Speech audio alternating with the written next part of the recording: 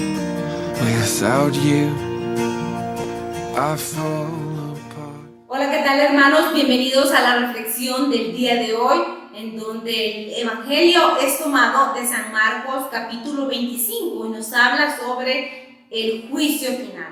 Y nos recuerda aquella famosa frase de San Juan de la Cruz que dice: al final de nuestros días seremos juzgados en el amor. Escuchemos el Evangelio según San Marcos, capítulo 25, versículos del 31 al 46. Cuando el Hijo del Hombre venga en su gloria acompañado de todos sus ángeles, se sentará en su trono glorioso.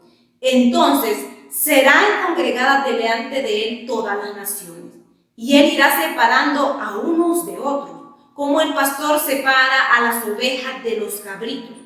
Pondrá las ovejas a su derecha y los cabritos a su izquierda. Entonces dirá el rey a los de su derecha: venid, benditos de mi Padre, recibid la herencia del reino preparado para vosotros desde la creación del mundo. Porque tuve hambre y me diste de comer, tuve sed y me diste de beber, fui forastero y me acogisteis, estaba desnudo y me vestisteis, enfermo y me visitasteis, en la cárcel y acudisteis a mí. Entonces los justos le responderán: Señor, ¿cuándo te dimos hambriento y te dimos de comer, o sediento y te dimos de beber? ¿Cuándo te dimos forastero y te acogimos, o desnudo y te vestimos?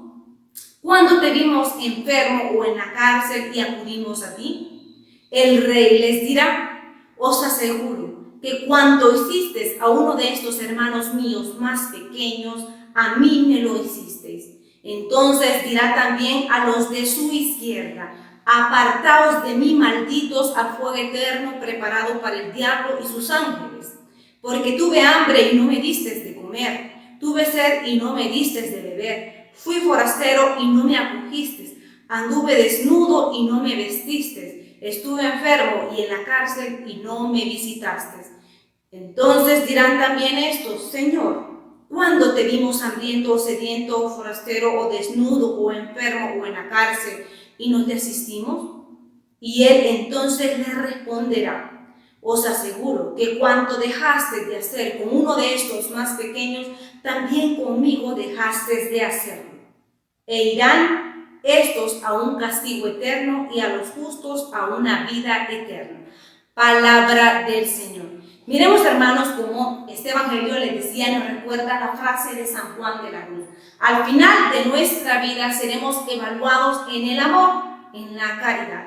Y aquí nos dice, les decía yo, que esto es lo contrario a lo que estemos acostumbrados en nuestros sistemas educación, nuestro sistema educativo, que normalmente tenemos mucha teoría, muchos conocimientos, vamos a un examen, ponemos lo que hemos aprendido, los conocimientos, al final tenemos de muchos años, tenemos un título y nos manda a la práctica. El Evangelio de hoy es todo lo contrario a nuestro sistema o a nuestra forma en que hemos sido educados en la escuela o evaluados en la escuela, en el colegio, en la universidad. Esta evaluación pues nos dice, el Evangelio nos dice, nos da la respuesta y nos envía y nos dice que hay que ponerla en práctica, y al final de nuestra vida vamos a ser evaluados en la práctica que hemos tenido en el diario de vivir. Y podemos preguntarnos, hay una clave aquí que muchas veces, ¿qué es lo que nos puede llevar a poder hacerlo vida? Pues es la unión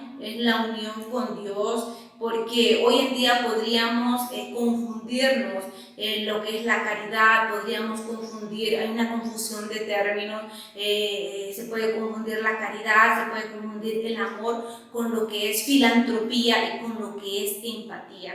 Miremos cómo la filantropía pues no siempre o no está movida desde el amor, no está movida desde la caridad, sino que muchas veces está movida y está de moda hoy en día lo de tener un asesor de imagen en los políticos o influencers, que lo que buscan es tener una mejor imagen, en donde miramos que hacen mucha filantropía, dan pues muchos bienes materiales, dan víveres o regalan zapatos o hacen donaciones, o hay ONG que hacen mucha filantropía, pero movidas no desde la caridad, sino porque muchas veces es porque se quiere tener una buena imagen muchos políticos porque quieren ganar almas, conciencias, porque quieren ganar votos. Eso es filantropía, y hoy en día en las redes sociales es muy famoso, en las noticias.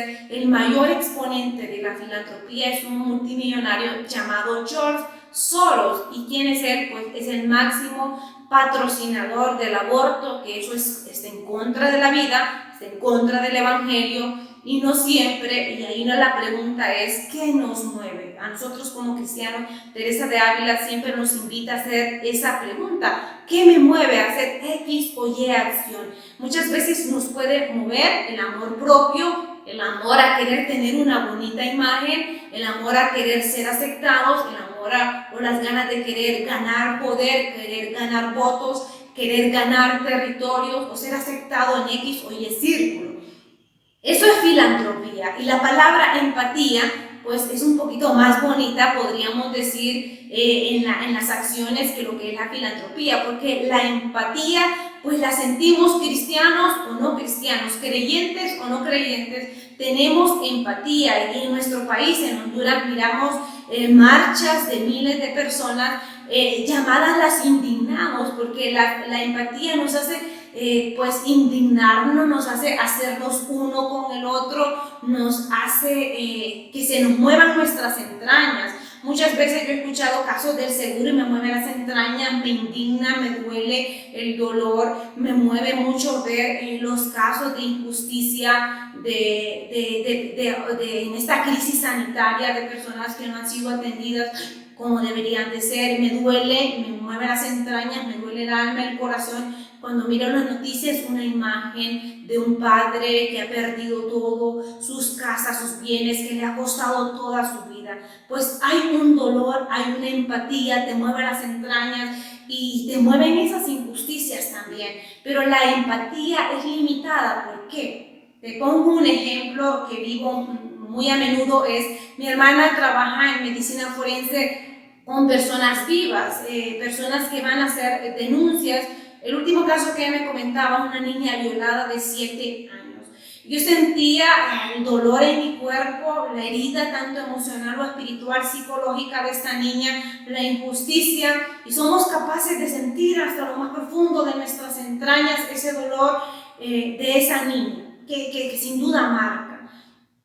Pero también pensaba, Jesús nos invita a los cristianos, a ejemplo suyo, a algo más, porque la empatía nos lleva a identificarnos, a sentir el dolor, a que se nos muevan las entrañas con la víctima. ¿Y qué pasa con el victimario?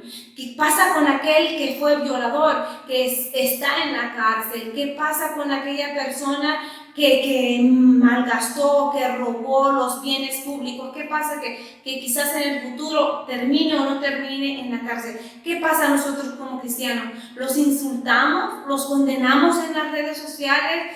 Sí, tenemos empatía con la niña violada, con aquel que se cometió injusticia, pero con aquella persona que fue victimaria.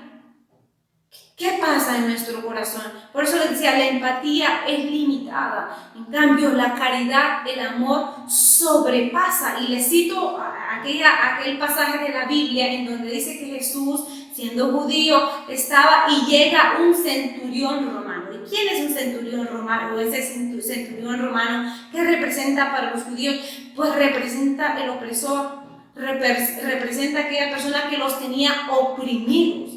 Y llega ese centurión y le pide que sane a su criado. Y Jesús fue movido no por la empatía, porque la empatía te iba a decir, no, yo defiendo a los judíos, a los que son oprimidos. No, Jesús pasó más que empatía, llegó a la caridad, llegó al amor. Y esa es la invitación de hoy, que nosotros, no con nuestras propias fuerzas, no con nuestras fuerzas humanas, sino en unión con Cristo, podamos pasar y llegar más allá de la empatía, llegar a la caridad, llegar al amor, y también orar tanto por las víctimas como por los victimarios, acoger, dar de beber, vestir a las víctimas como a los victimarios, aquellas personas de la cárcel, porque pregúntate, aquellas personas de la cárcel no siempre son víctimas, muchas veces son victimarios, que están heridos, que son producto de una realidad.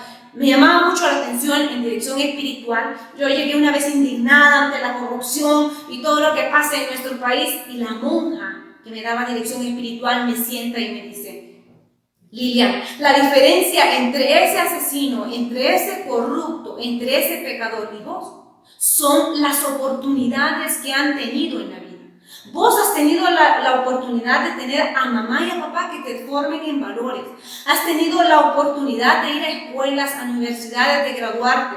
Tenés la gracia de Dios de haberte encontrado con un Cristo misericordioso, de leer el Evangelio, de estar en la lucha combatiendo todos tus vicios. Esa es la diferencia. En cambio, aquel marero, aquel corrupto, de repente ha tenido oportunidades diferentes a las que yo o usted hemos tenido. Estamos llamados a poner en práctica el amor, la caridad, y no decir se lo hago a este sí, a este no, sino desde la unión con Cristo, porque no es ver a las personas con ojos humanos. El Evangelio dice: los justos le preguntan a Jesús: ¿cuándo te vimos desnudo y te vestimos? Y también los de su izquierda y los de su derecha le hacen la misma pregunta: ¿pero cuándo te vimos desnudo y te vestimos? ¿Cuándo te vimos con hambre y te dimos de comer? A veces nuestros ojos humanos son limitados porque miramos solo lo exterior. Pero cuando estamos en unión con Cristo y llegamos y pasamos y estamos día a día nutriéndonos de Cristo con la vivencia de los sacramentos, pues pasamos y dejamos de permanecer ajenos y entramos a la lógica del amor. Mire que debemos entrar a la lógica del amor, entrar a esa lógica y poder entender el sacrificio de Jesús en la cruz, que Jesús dijo: no solo sálvense los víctimas, sino: Señor, perdónalos, porque no saben lo que hacen. Y eso es lo que estamos llamados nosotros como cristianos, a hacerlo vida desde la oración, desde el alimento y con acciones. Y siempre, cada día, preguntar: ¿qué es lo que me mueve a hacer X o Y cosa? Espero una recompensa, porque es tan fácil darle de beber a quien me agrada, a quien me cae bien, a mi vecino, a aquella persona que yo pienso que me tiene que retribuir ese bien. Pero Dios nos invita a más allá: darle de beber, de comer a aquel necesitado, a aquel Cristo sufriente, a aquel Cristo que está en la cruz.